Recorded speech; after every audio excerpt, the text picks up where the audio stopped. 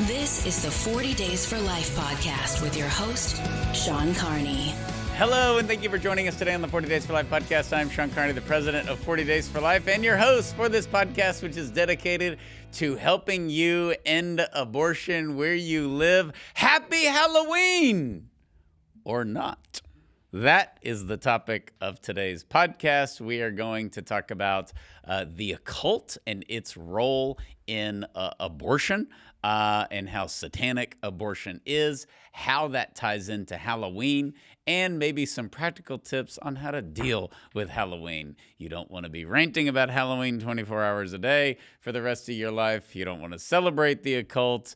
What do you do? And so that is the topic of today. We will not have all the answers. We will give some examples, but we will definitely break down the reality of Halloween and the bad and the not so bad. And somebody who year-round celebrates Halloween in the scariness of his existence is my co-host, Mr. Steve Carlin. I'll take it. I was really anticipating you saying someone who is year-round is bad. That's tomorrow's introduction when we record. I'm wearing the scariest costume on earth, which is a cowboy fan who still likes Jerry Jones. I've really angered relatives. Like there's some fiery text messages about the fact that, because everybody just wants to kill Jerry Jones, and I find myself just defending him. And I love it. In my stubbornness, it's really, really exciting. Yeah, You think I'm stupid? Yeah, as an outsider. No, I understand it. I would think you'd value winning a little bit more. But you're like, no, he's a great businessman, and you're just looking for something different from what most of the fans are looking for. 100%. Yeah. And I would like winning. But I gave up on that years ago. Okay. And then I just look at the product that is the Cowboys, which is the Dallas Cowboys. And that is to provide entertainment to me and my children.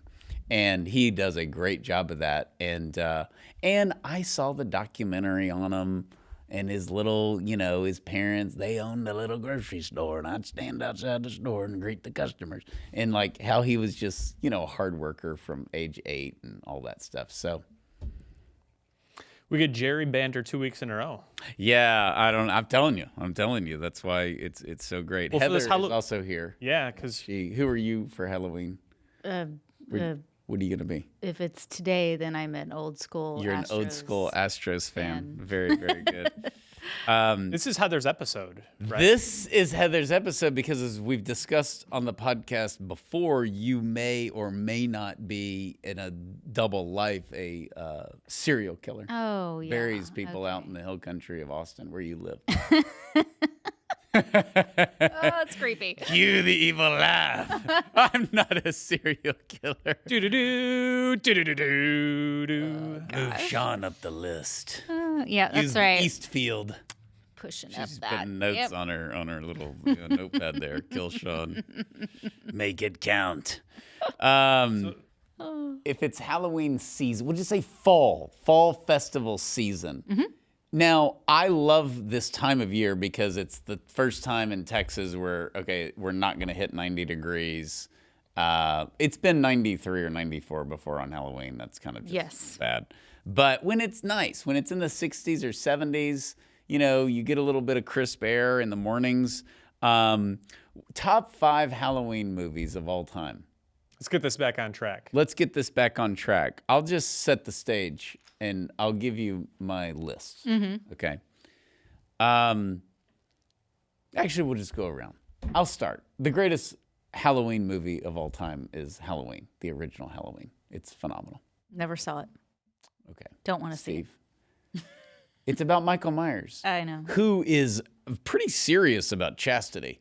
Because if you're making out with your girlfriend, he's going to stab you in the back and slice you to pieces. The reason I like the Halloween 1, Halloween 2 is my number 2, is that it's unlike dumb, scary, gory movies today where it's just like they're trying to just be sensational with how much blood.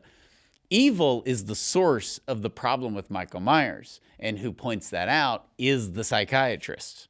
He's the doctor. Well, what kind of manifestation does he have, doctor? And he's like, pure evil. Look into his eyes. He's evil.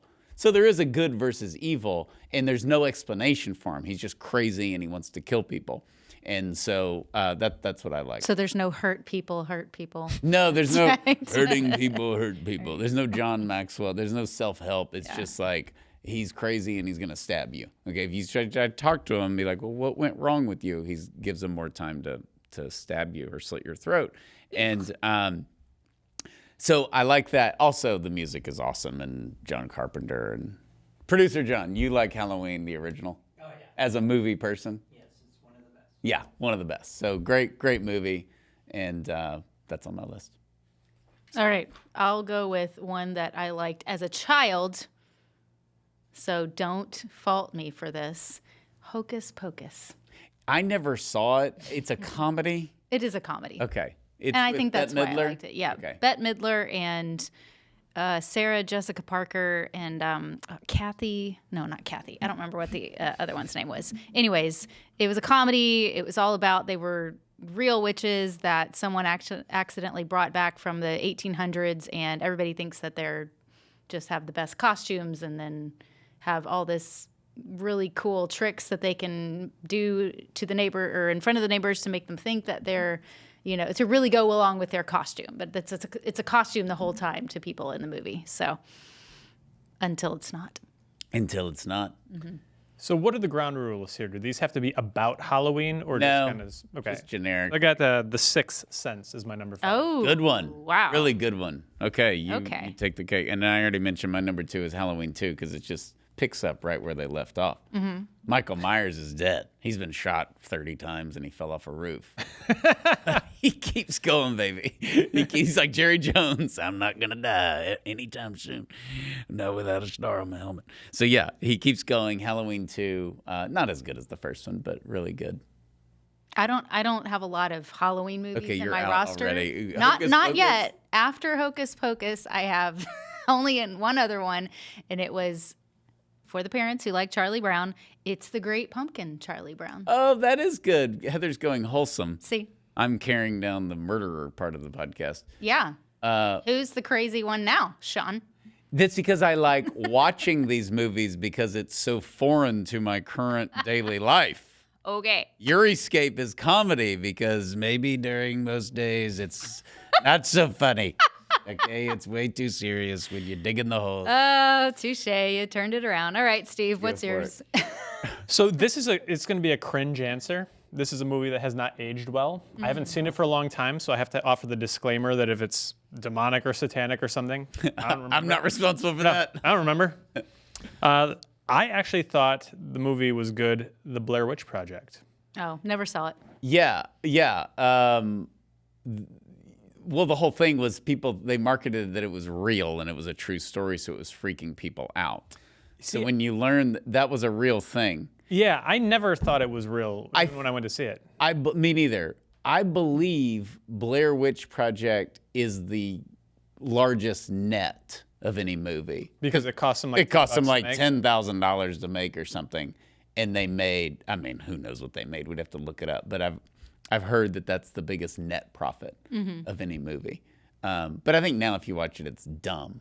I saw it once in the theater too in high school. We were in high school when that came out, right? I have a high school one that I enjoyed, and I watched it and thought, oh, that was cool. And then we went back and watched it this summer with our college. Here we go. Microphone's starting to take off. It was a poltergeist. Scream, the original Scream, is so good. It's really good. And I didn't realize it aged well. It's basically responsible for horror movies got really dumb and stupid, and Scream kind of revived them. I didn't realize that. Scream was like a moment in movie history where you could actually just have a slasher movie that scares people. That's interesting because I'm sure I've seen it back in the day, and yet when I think about it, all I can think of is the parody Scary Movie. I know. And so I saw it in high school, and you go to high school parties and they're showing Scream. That was like a thing in the 90s. And then you just think, that's a dumb movie or whatever.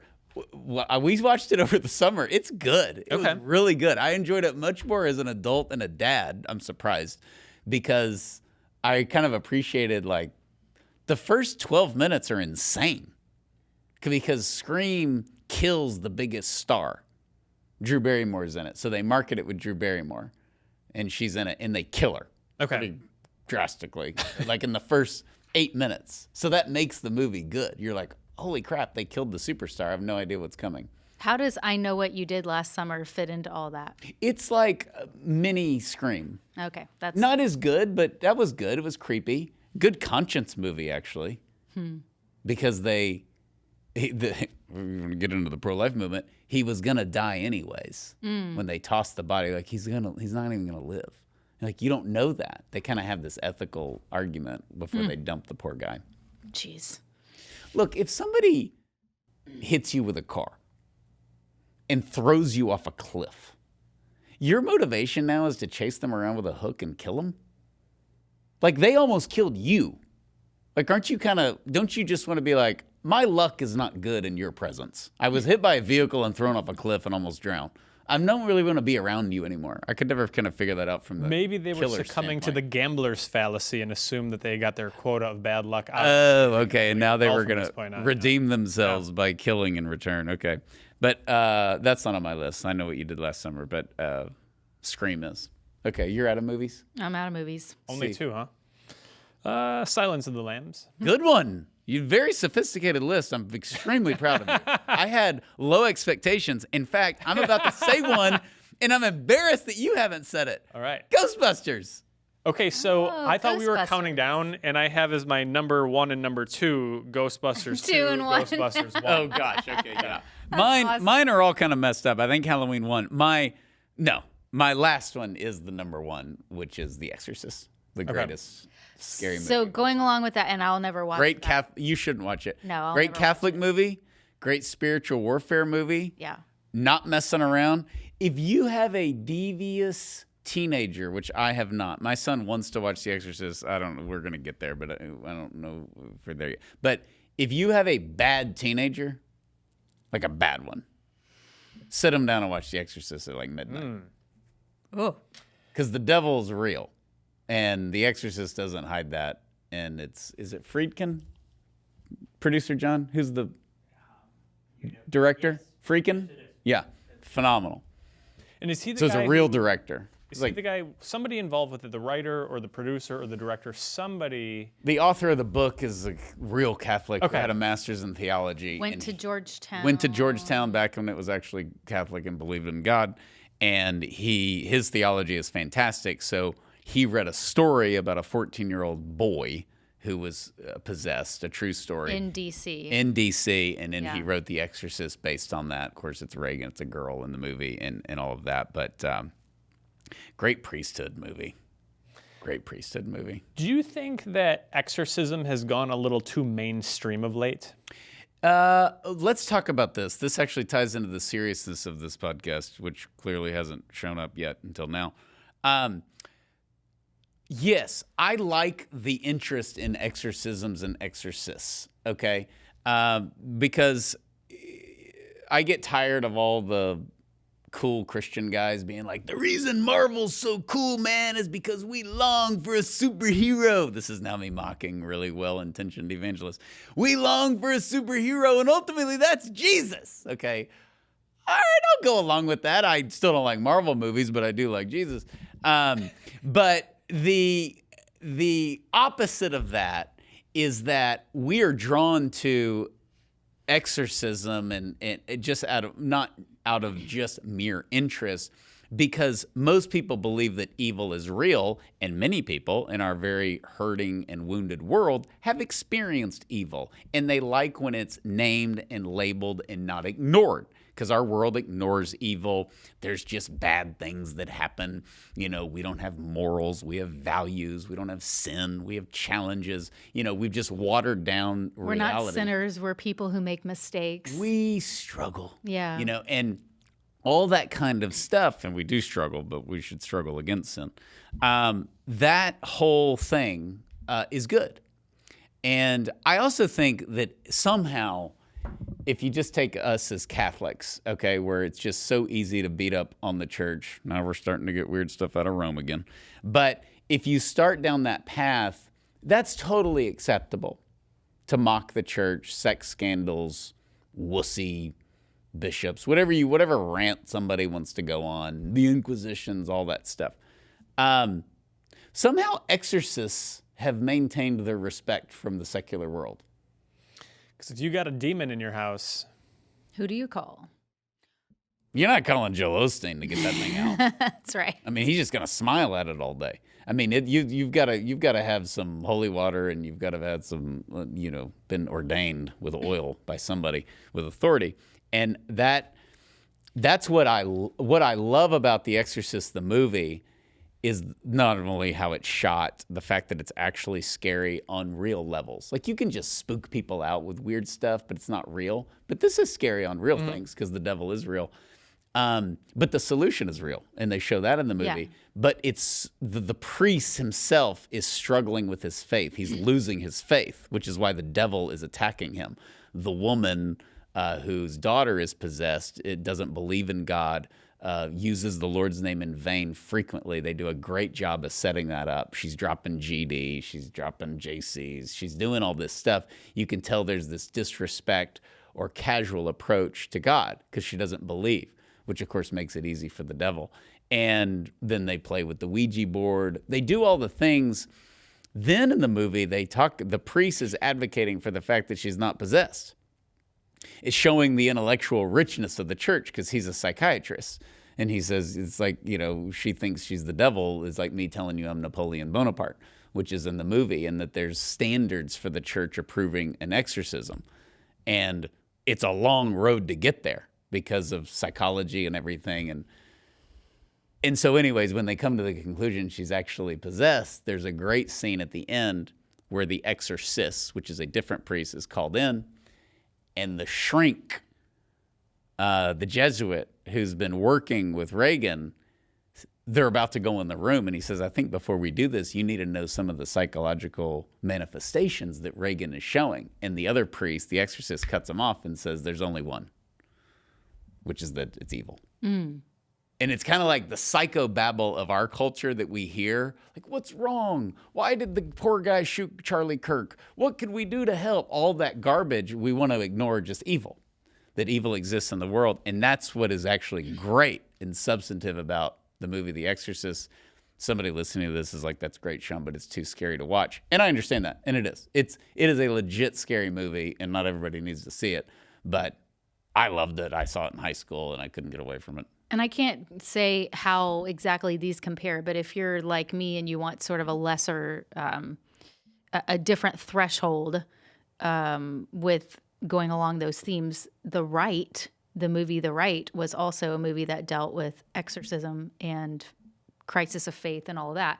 I actually liked the movie. I would love to sit through it with an actual exorcist to see the flaws in it. And I understand that it's movie and they take license, to poetic license and dramatic license for different things. But that was a movie that I could, like The Sixth Sense, that was like right at my threshold. It wasn't too scary. It was just enough that I could stand it. And then the more recent one with the possession of Nefarious. Yeah, and I haven't seen The Rite and I haven't seen Nefarious, but I've heard both of them are awesome. Yeah. Nefarious was, of course, done by Chuck and Carrie, who made Unplanned. Yes. But that made like $80 million. It did really well. Everybody said it was fantastic. It was crazy. Our church showed it. Yeah, really. Mm-hmm. Wow. We had a movie night. I mean, it's a good way to wake you up and, like you said, recognize the good, that there is good and evil. And there's some garbage out there, like the Saw movies and all that nonsense, which is just sadistic. But if you leave a movie about evil or a scary movie wanting to be more virtuous, that's good. That's a good sign. And you definitely have that with The Exorcist. And Exorcism of Emily Rose, I don't really like it, but everybody else does, so I concede. Like, I think most people, that's probably diet Exorcist. I just didn't like some of the ways they handled things. But The Exorcist, the original, is accurate. The way that they handle the topic and all of that. See, that got really serious in our banter. don't let them skip over that part when you do the skip the banter. That was my. Do you have any movies left? Or are you done? Ghostbusters I'm done. I would your just number one. Yeah, absolutely, without a doubt. I mean, And that when you leave, you want to be more virtuous. I'm sure The Exorcist is great, but it doesn't have Dan Aykroyd and Bill Murray in it. Dude, what's the cats and dogs line? You're so good at that. I'm blanking on it. Here, my hand. Cats and dogs living together, mass hysteria. That's I can't remember the first part I of can't it. remember. My favorite is this chick is toast. You can't cross the streams. All right, here we go. The Christian origins of Halloween. Let the controversy begin. Halloween comes from All Hallows Eve. November 1st is All Saints' Day in the Catholic Church, a celebration of all the saints. And we do the Litany of the Saints. It's a major feast day. It's a holy day of obligation. And so we celebrate it on November 1st. And so the day before is October 31st. Is the eve of that, which is why I love when Hallows Eve. All Hallows Eve, when you have little kids that are learning about their faith and stuff, they come dressed as little saints. I think that's awesome. The Dude Perfect. Uh-huh. They did a Halloween version in the stereotypes, and you get like over the top Halloween kid, and it's like way too scary, and then you get the Christian Halloween family, and they're all dressed as like saints. Our kids watch that, they're like, that's our family. Oh my gosh. Who are you gonna be for Halloween? St. Francis of Assisi. Great. You're popular at school. So yeah, it is. That's the origin. So how did all this begin with the ghosts and the goblins and all of that? Yeah, so it starts out as a Christian celebration. Where did we go wrong, or how did it evolve? Whatever way you want to phrase it. Because All Saints' Day commemorates people who have died, the day just sort of naturally trends towards thoughts of our own mortality. And so that's where the ghosts come in. That's where Day of the Dead. The skeletons, all of the sort of imagery. I can't say all, because there's a dividing line, I think, between fall to All Hallows Eve to skeletons to serial killers. Like, so it can kind of like get out of control. Well, fall is the theme of fall is death. Right, everything dies. Nature dies back, and so at this time of year, And death is scary. So yeah, and it should be. there you go. It Sorry, wasn't part of cut God's you plan. off. Yeah. No. So just as we've got a line here from Dr. Marcel Brown, who said, when we think of Halloween, we often think of ghosts and goblins, but even these are supposed to be reminders of death and of the last things, which are things that should be on our mind as Christians. So this is an area where, as I was kind of doing the research for the podcast, I kind of thought I had an idea on Halloween, on what I thought of it. And I like the fall stuff. I like the All Saints stuff. I didn't like the spooky stuff. Definitely don't like the serial killer stuff. But this, I think this guy, Dr. Marcel Brown, and some of the others that we'll cite on this podcast made me realize that maybe there is a good place for some of the slightly spooky stuff, the skeletons and the ghosts and what have you. All right, we got some modern people commenting on Halloween. Why does Halloween celebrate witches, demons, and chainsaw murderers? Texas Chainsaw Massacre. Poof. That's a rough one. Mm-hmm. Yeah, he had issues. Okay, Leatherface. Okay. I haven't seen it. You don't know who Leatherface is? No, sounds like a great name, though. Great name, scary outfit, and his weapon of choice was a chainsaw, which not very smart if you're a serial killer, because you could just hear him around the corner. I mean, Michael Myers is like hiding in the closet. You have no idea he's there. He's like, his breathing is even quiet and creepy. But Leatherface. Did he have a leather mask, or was his face made of leather, or We appeared can't leathery? really talk about it on the podcast, Oh, okay. but it's his face is human flesh from people he killed. If I'm Okay, so we remembering can talk about it on the accurately. podcast. Yeah, breaking down barriers here. So trying to educate Steve on Leatherface. Okay, Bishop David Conderla, our wonderful friend, and used to be a priest at St. Mary's, pastor at St. Mary's, and his mom shared her prayer hour with Mary Lisa for 7 or 8 years. So That's nice. Anne Conderla, God rest her soul. God Wonderful, rest her soul. wonderful soul. She said she always wanted her son to be a priest. She said, I never thought it'd be David. He was the bad one. So Excellent. now, Bishop David Condula. The cultural customs surrounding Halloween have drifted from the feast's intended purpose and meaning. Yes. Father Steve Grunau? Word on Fire. He's a priest with Word on Fire. The descent of Halloween into the madness of an annual fright fest is a relatively recent development. It's always great to hear. In other words, Halloween wasn't established to celebrate evil. The celebration of evil is a perversion of Halloween. Right. Just as this is the parentheses. This is for you, Sean. Just as St. Patrick's Day was never intended to be a celebration of getting drunk on green beer. That's right. That's right. Everybody's always down on St. Patrick's Day because the Irish always take it too far. On our drive here, I said, Sean, I don't remember which comments I'm going to make in this episode, but there's going to be something where you're like, oh, there goes Steve, and I think that that was one of them. I think we've reached the point. Yeah. Well, we've talked about. So I grew up both sides of the family, Irish, the great grandparents coming over. St. Patrick's Day was a huge deal. It was always fun. We always went to mass, and it was St. Patrick's Day, and people are dressing up. We wear green. It was great. And then I remember asking you, and you were like, "Yeah, we've never really even acknowledged St. Patrick's Day. It was just this boring." Whatever you are, Polish answer of just, I don't care. Polish I'm a non. Sounds like racism against me and my people. It really does. My granny was Polish, so I can say whatever I want. Okay. But I've got a black friend. yeah, I got a Polish relative.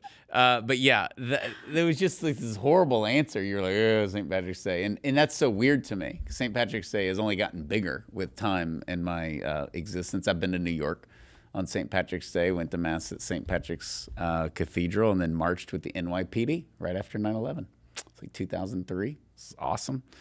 I've been to Dublin, St. Patrick's Day, a long time ago. New York's better, actually. But I think people want to know. We're in suspense. Should we celebrate Halloween or not? Yeah, I mean, I'm sorry. I was talking about celebrating St. Patrick's Day. I know. I don't think that there's anything to celebrate with Halloween. I think people observe Halloween or participate in Halloween. I don't know what the celebration of Halloween is. Unless it's All Saints Day, which in that case, yes, and we do, and everybody has a costume party. So should pro-life Christians celebrate Halloween or not? I don't know.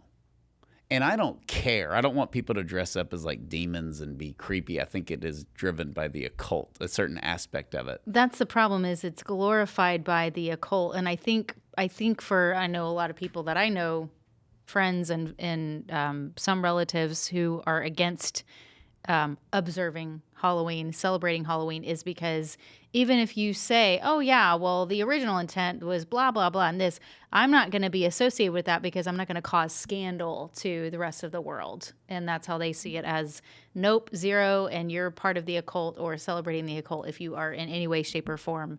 But the original thing is not the occult, it's saints. Right. And this is a big Christian thing that and I we've think they're talked saying about. It doesn't matter. It doesn't matter that you Well, you can't celebrate Christmas then. Well, exactly. You said before. Or Valentine's Day or St. Patrick's Day. If the Christian culture sets something down, the rest of the world will pick it up. And so I'm over surrendering our traditions to the secular world, where now Christmas is just a 6-week exercise in selling cheap electronics.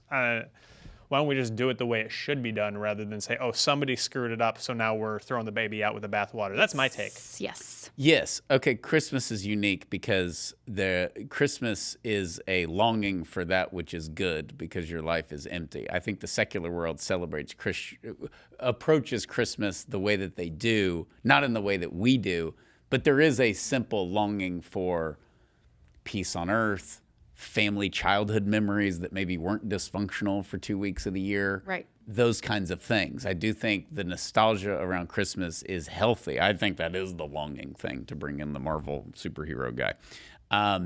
So I don't have as big a problem with Christmas, but I think Christmas is completely abused in that it's just this time of year where we go to parties and that's it. And there's no observation of Jesus Christ coming into the world to save us from sin. It's the reason the poinsettias are like the plant, because it's red, and he's coming to shed his blood for salvation. That's why red is the color of Christmas, is for the blood that Christ will shed. So, but I don't expect everybody to know that or act accordingly. But the philosophy to just say, look, Mary Lisa hates Halloween, and I don't really like Halloween either. So we don't do really anything, to be honest, and we do bare minimum. Like we go to the trunk or treat, and we'll talk about that in a minute. We're gonna dress up. Mary Lisa and I are gonna be astronauts, and the children are gonna be aliens, and we're gonna decorate our car at the kids' school trunk or treat and have a sign that says the carnies are out of this world. Yay! So that's it. Now, as a prank, I would bring like a Michael Myers mask just to freak Mary Lisa out, but she would leave me, and so I can't do that. But no, ours is the non-Halloween Halloween, and I think if you just abandon Halloween, it matters not. It's not a big deal. Mm-hmm. But if you're going like, no one should do anything, yeah, well, then you just have to be consistent, because St. Valentine's Day, look, abortion numbers are through the roof in April. And people ask us why. And they're like, because it's a couple of months after Valentine's Day. Right. They're through the roof for college abortion facilities after Christmas. You go home, you see the ex-boyfriend, whatever, you get pregnant. And so in early March, the abortion numbers go up. We've talked about spring break, late May, all those spring break weeks, people getting pregnant. So St. Valentine's Day, which, he literally is illegally marrying Christians in the early church. St. Valentine is an unbelievable Catholic bishop. And, now just because it gets abused, I don't think that we can abandon that. Mm-hmm. And frankly, the Halloween thing is a little bit more offensive because you are honoring the greatest people to ever have lived. I mean, everybody, that's the great tragedy, is to live and not have been a saint. And you're honoring the saints, and that's completely gotten hijacked by celebrating evil. Yeah. That's the actual knock on Halloween. Now, because that happened, now we're just going to run for the hills, is I don't think, necessarily the answer. But if you do it, I'm fine with it. There's some creepy pro-Halloween people. Like, I was running in my neighborhood the last couple of weeks, and I literally got scared. I jumped, to be honest, because I was listening to a podcast, and I look up, and I'm like, ah! And there was like a 9-foot clown, like an angry clown, not like, and he's got a knife and all that, and I'm like, what the, it scared me. They're getting bigger and bigger. First of all, I want to know. This is a nice house. Yes. I mean, this is like these people have dinner in their house, and they have this clown in their yard and the skeletons and all that. And that's all, I have no use for that. That's the stuff where I'm totally with anti-Halloween guy, because pro-Halloween guy is crazy. But the anti-Halloween people, I guess because we live in the culture war, there's just bigger fish to fry, frankly. And this is not the worst thing that we do in our country.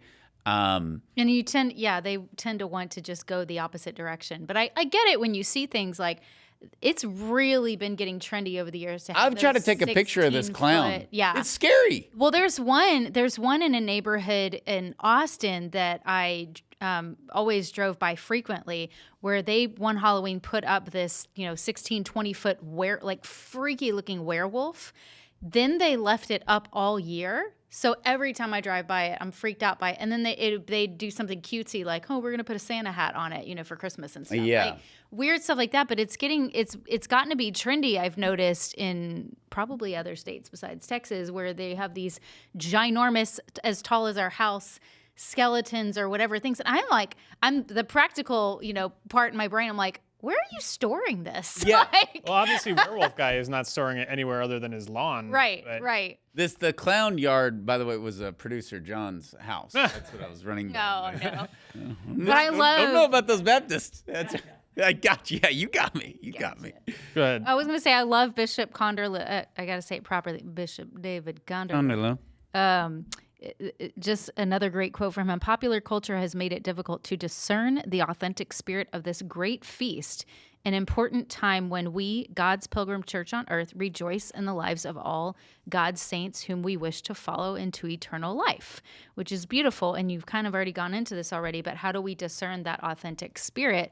And I think it's, to me, you say you don't care one way or another what people think of Halloween, whether they celebrate or not, that sort of thing. Just don't, I don't like that it that so many people glorify evil. And I think that's just another opportunity for us as Christians to shine the light in the darkness, to say, no, this is not for glorifying evil. This is for what the original intent was. And then going forth from that and enjoying the holy day, which is what holiday derives from. Okay. Let me be crazy pro-life guy. Oh, here's my issue. I'm Sean. Steve is wearing off on me, but this is where we're still. Oh, I'm gonna come up with a crazy hot take and say, "Oh, I'm just trying to be like Steve." Yeah, that was it. You know how people are like, "I don't know, deep down, I think you're crazy, you pro-lifers." Yes. This is where they're right.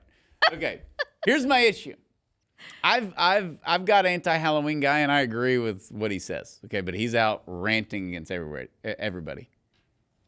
9 times out of 10, that fool will never go out and pray at a 40 Days for Life campaign. Ooh. So the devil is like, well, you're celebrating evil. Yeah, but we're doing evil. We're doing evil. And we don't do anything about it. But then Halloween comes along and we act like we're Mother Teresa. That's my issue. Kid in a devil costume you got a problem with. Actual devil?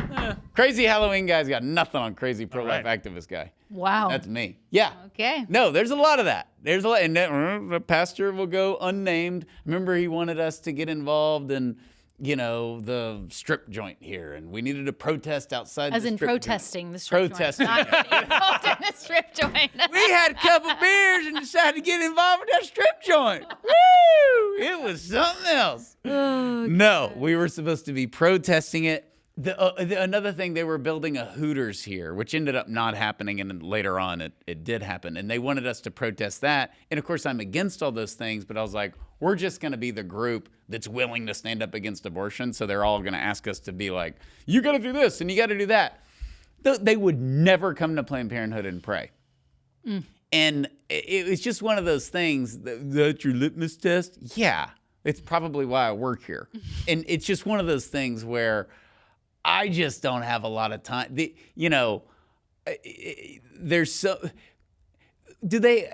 We have the gay Episcopalian bishop in London. She's pro-abortion. She's pro-trans. People are like, oh, that's kind of the times we live in.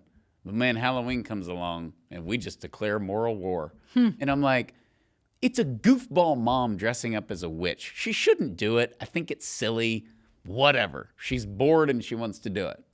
It's just not. Or she has fond memories of that with her. We have a 54% divorce rate. You go declare war on divorce, you'll be canceled. Ask a priest or a pastor. You have 2 options. You can get up and give an anti-Halloween sermon, or you can give an anti-divorce sermon. They're going to pick the Halloween one. I mean, I think that the Halloween rant, I sound like I'm totally pro-Halloween, and I'm not. I don't like it, and we don't. And if Mary Lisa were here, she's adamantly, she's crazy Halloween lady. She's just like, it's all satanic, Our kids are like, can we dress up as saints? Yes, barely, But the moralists come out sometimes with Halloween. With that the easiest. That it's pagan and that it's this. Sure, yeah. And I'm just like, we live in America. Like, there's some major problems, and we look up and we wonder how we got gay marriage. It wasn't Halloween's fault, I mean, there's just some major things, I think, that go on, and I don't understand. And I sound totally biased because we have our little crusade of being pro-life, but there's some crusades where I'm just like, this is not. The language gets a little too strong. When you say you're anti-Halloween, but what does that mean? Anti-trick-or-treating?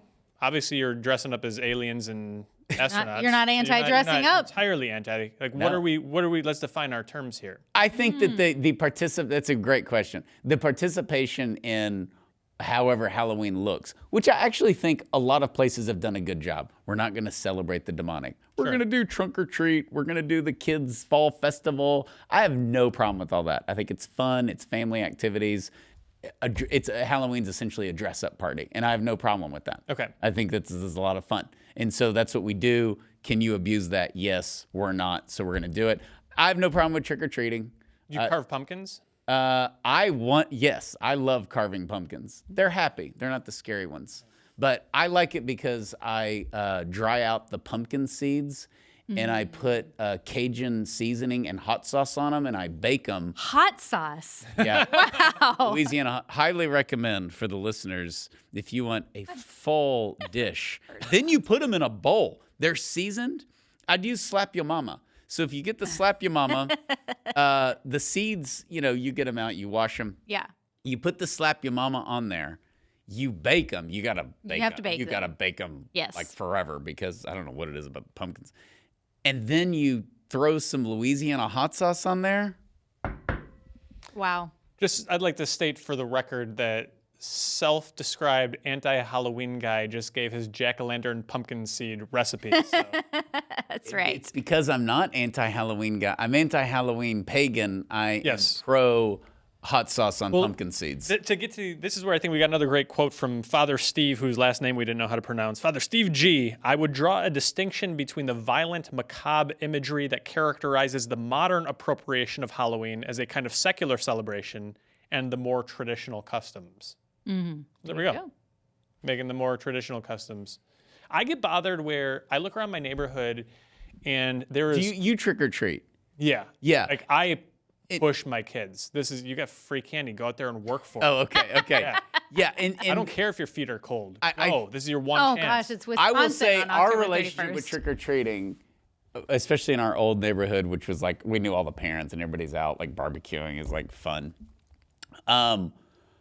Honestly, Mary Lisa and I's approach was like, everybody's going to be doing it. We don't want the battle. We're raising our kids to be these radical Catholics. Like, this is an easily bone. Like, we're going out for 20 minutes and then we'll be home and we'll have free candy and that's it. And it's been a fine experience. The years that we've done it, we don't do it every year. But when the school, their Catholic school, does the trunk or treat, that's fun. It's wholesome. The parents are enjoying it. We know everybody. And you have a theme for your family in your car. And ours, we've done Snow White and the Seven Dwarfs. Oh, cute. When we had seven Before kids. the 8. Timothy messed up our Snow White theme. And then we were doing... Wait a minute. What were you? The prince? Uh-huh. Oh, I was the okay. prince. And I was like flying in from a pro-life thing. And so I had to like change in the airport. It was actually quite entertaining. Yeah. That's funny. Yeah. I wanted to show up like in full costume since I'm so Mr. Anti-Halloween. Yeah. I'm changing in airports. What are you doing? Yeah. So yeah. Sounds pretty pro-Halloween to me, Steve. I know. And my favorite Halloween movie is Halloween. Exactly. And I will defend that. That score is amazing. This is why Father Stevie G is accurate, which is it's just different. There's categories of something that's different. Have you ever been to a sporting event? This only happened to me once. It's always professional sporting events where fans are like really acting poorly and you have your kid there. Yes. Yeah. It probably happens to you a lot because you go to a lot of sporting events. It happened to me once at an Astros game, and I had my boys, and this lady got arrested. I mean, everybody's just like, wow. never a better use of handcuffs. And but I remember being frustrated. It was an Astros game, and Astros fans are really civil. I've never seen a fight. I've never seen anything. This lady was just belligerent. Of course, she was rooting for the White Sox, so typical Chicago. And I remember being mad, like, I'm never coming to a game ever again, and all that. And you could easily do that. And to me, that's where the bad in Halloween can get exaggerated, I think. Yes. I look down my street and it drives me nuts because I see people putting more effort into decorating scary stuff for Halloween than they would for Christmas. For sure. Like, Christmas is the day. Right. And we're doing stuff. And also, I think...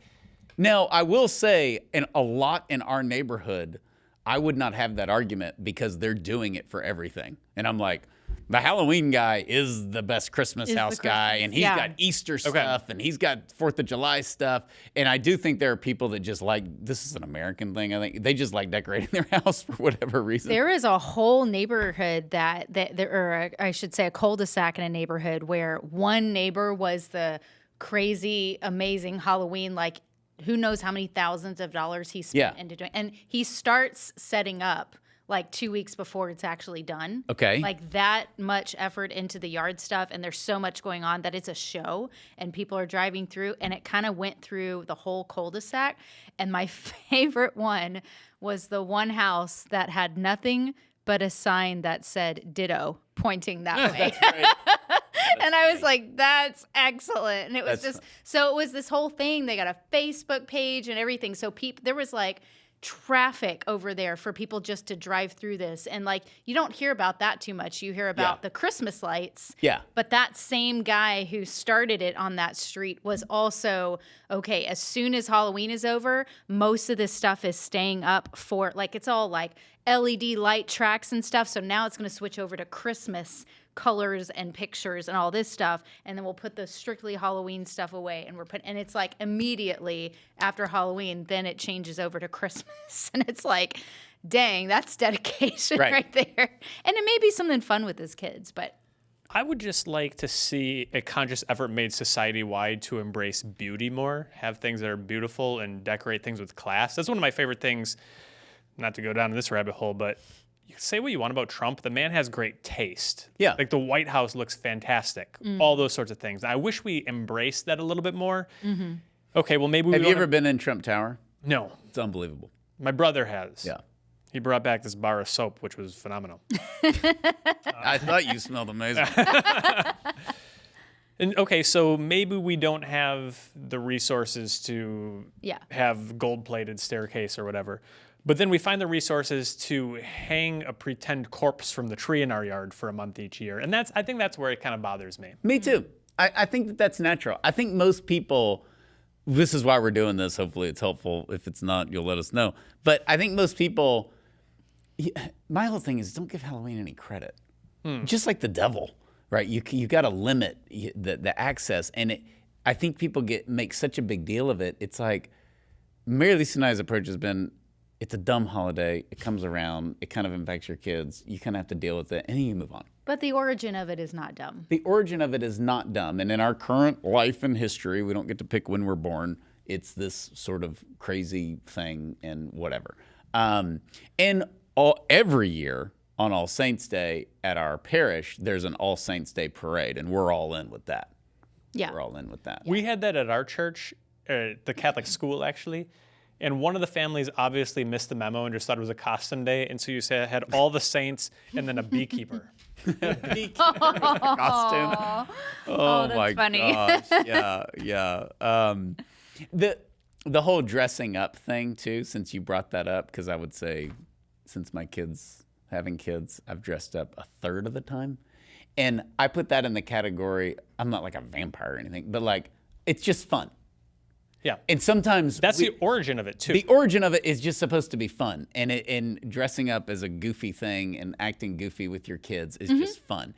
And our kids, of course, our grown daughters now laugh. They're like, we had to be a princess every single year because we had to find like the wholesome, But the creativity that comes out is what I love to see too. Like you have all of the couples. It's like PB&J, or whatever, just like all kinds of fun stuff like that. I love seeing stuff like that. Mary Lisa and I were Thing 1 and Thing 2. There you go. One year, even though Dr. Seuss is apparently a racist and they've canceled them. But moms who have big pregnant bellies, yes, they'll do some cute stuff like that. Like I've seen a mom where she had an orange shirt and it was a basketball painted, on there, and it like stuff like that. I love. I think it's cute. M&M. I saw a pregnant mom who was like a yellow M&M, and then the baby was not a the smaller wrapper. red M&M. Okay. Oh yeah, that's cute. Yeah.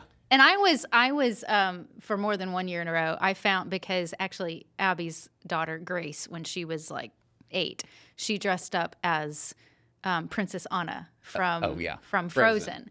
And I wanted to surprise her and thought it would be super cute. And apparently I thought way more of it than she did, but I found an Elsa costume. Oh, and you were Elsa. So I dressed up as Elsa. And my Elsa favorite Steve part is the Ice Queen. Yeah, coincidence? Whatever. Freezers Hey. are abundant. You walked into that one. So I did walk into that one. But my favorite part was going trick-or-treating with Grace and her little siblings after that.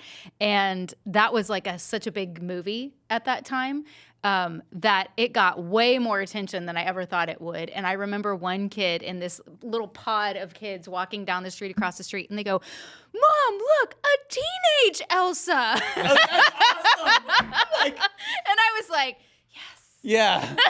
So What did her parents do to her? last year was right before the election, and so my oldest son Peter was a senior in high school, and so he went for Halloween as Trump, and he nailed it. He got the suit, he's got the red tie that's too long, he's got the MAGA hat, and then he painted his face orange.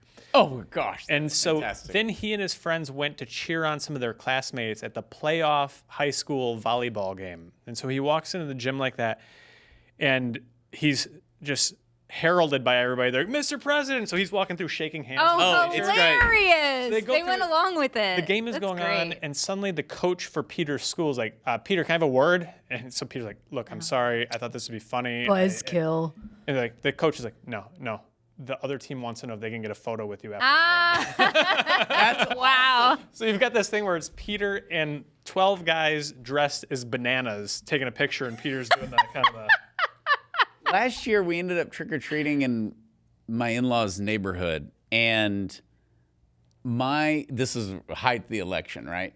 And the trash truck thing just happened, and my father-in-law went and put on the red tie and put on a trash truck.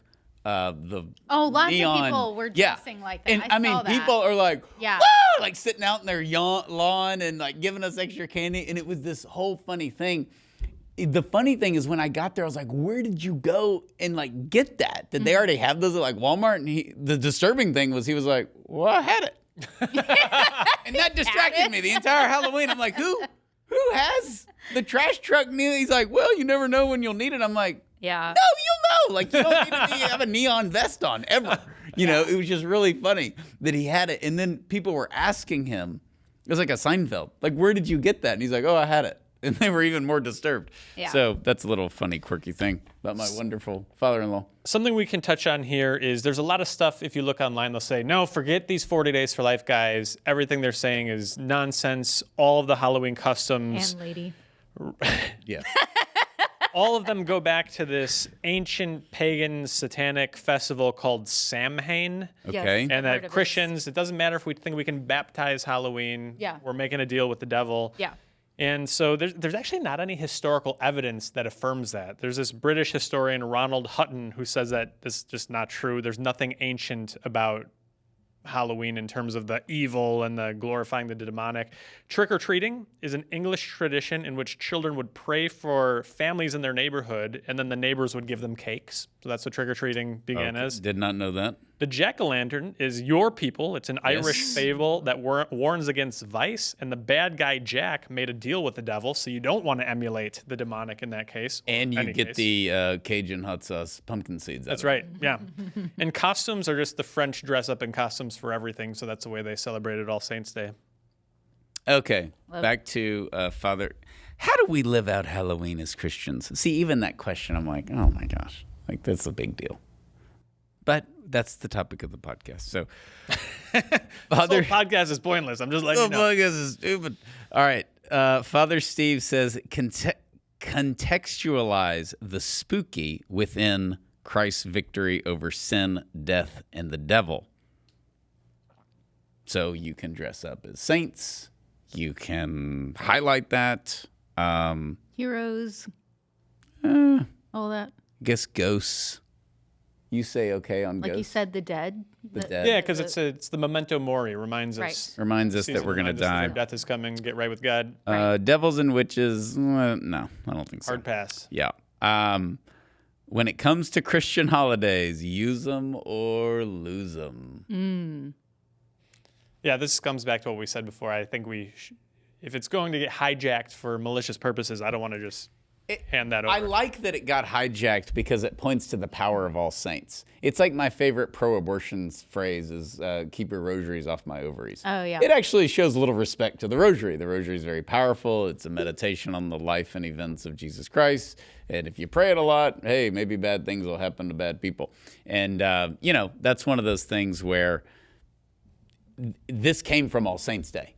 Yep. And so it came from the devil attacking those who attacked him the most throughout their lives by living virtuously. So it is kind of a nod, the fact that it's become so pagan. We don't live out All Hallows Eve in a Christian way. Its observance will become, if we don't live out All Hallows Eve in a Christian way, its observance will become even more pagan. Before the war on Christmas, there was the war on Halloween. Ha. And then we already covered what do you do for Halloween? Besides dress up as Elsa. I have an I Love Lucy actually costume this year, which my mom got me because she wanted my family threw me a party. It was an I Love Lucy theme, and my mom got this costume for me and insisted I dress up. And I was like, well, I guess this is my next Halloween costume. So usually I'll go with my godchildren trick or treating if I do anything. I often go to mass for the evening, for All Hallows Eve, All Saints Eve, yeah. So the greatest Halloween costume I ever had. I wish I had it now. I was like 5, and I was a fireman, and I had like the real little rubber fireman jacket, but the hat was the fireman hard hat, and in it had a siren, and when you click the button, the light would go around. Sweet. So I was walking around, and I was a fireman. I remember that like it was yesterday. I was like 4 or 5 years old. That's the greatest Halloween costume I ever had. What's yours? My greatest Halloween costume? Yeah. Captain Hook. Ooh, good one. At what age? 20. Are you serious? I was talking about a good childhood memory I had, you loser. Gosh, you were 20? I'm talking about when you were a kid. I don't know. I didn't have any of that memorable. Gosh, what a terrible way to end this podcast. What a total loser you are. This was supposed to be childhood stuff. I will say the scariest part of Halloween, this most frightening part of Halloween, is that next day the Christmas music comes on. Oh gosh, we're gonna get into that. I mean, there is believing that the world gets a little too gung ho on Christmas, and then there's this guy who's just like anti-Christmas. I mean, your kids, it's your kids, it's your wife and kids I worry about. It's like December 23rd at midnight. Turn off Jingle Bells. It's still Halloween over here. Halloween. All right. Please rate, review, share. Maybe don't rate this one. Yeah. Email us at podcast@40daysforlife.com. Any suggestions on how to deal with Halloween? And also give your comments on the YouTube channel. And perhaps Jill will be so kind as to put my Cajun pumpkin seed recipe for your fall enjoyment. Have a cold beverage nearby. You will need it. So thank you for listening or watching, and we will see you next time. God bless you.